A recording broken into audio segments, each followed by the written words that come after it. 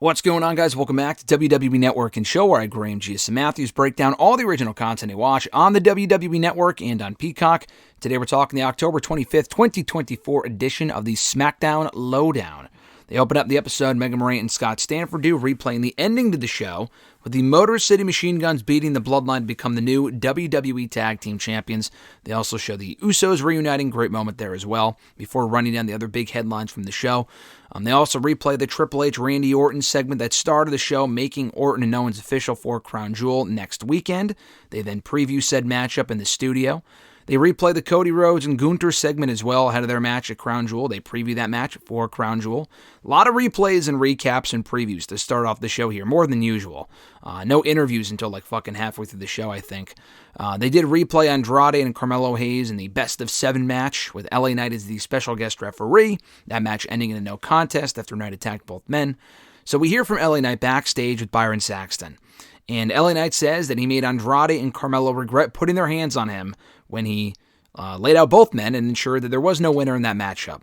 He says that he's not doing the Steiner math, but he has a pretty good odds of walking out of that match at Crown Jewel, still the United States champion, and he will win at that show regardless.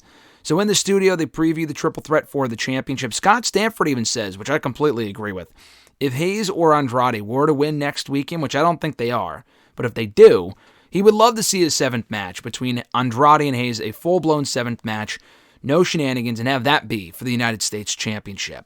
No complaints here as far as that goes. I would love to see that as well, personally. They then throw it to the interview with Byron Saxton and the Street Profits and B-Fab in the back, and they talk about, Montez Ford mentions how they, can't remain motivated if they just keep coming close. They're losing, but they're not really winning when it matters most, including in last week's number one contenders qualifying match with a triple threat or whatever. They lost that match as well to DIY.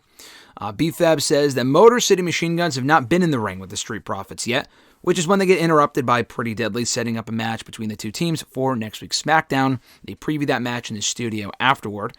Speaking of Motor City Machine Guns, they replay the Motor City Machine Guns main event against DIY on SmackDown, with the Machine Guns beating DIY to become number one contenders, then becoming the WWE Tag Team Champions by beating the Bloodline right afterward, and they replay that as well. Great moment. We hear from the all-new WWE Tag Team Champions, their second appearance here on SmackDown LowDown, their first appearance as the WWE Tag Team Champions. Chris Sabin says that it's still sinking in that they won, and Alex Shelley mentions that they will continue to prove why they are still the best tag team in the world, now as the WWE Tag Team Champions.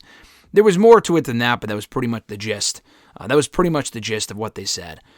Scott Stanford says that he hopes that Jay and Roman Reigns can reconcile. That's kind of the next step in the Bloodline reunion, he feels, which I think we can all agree with, obviously.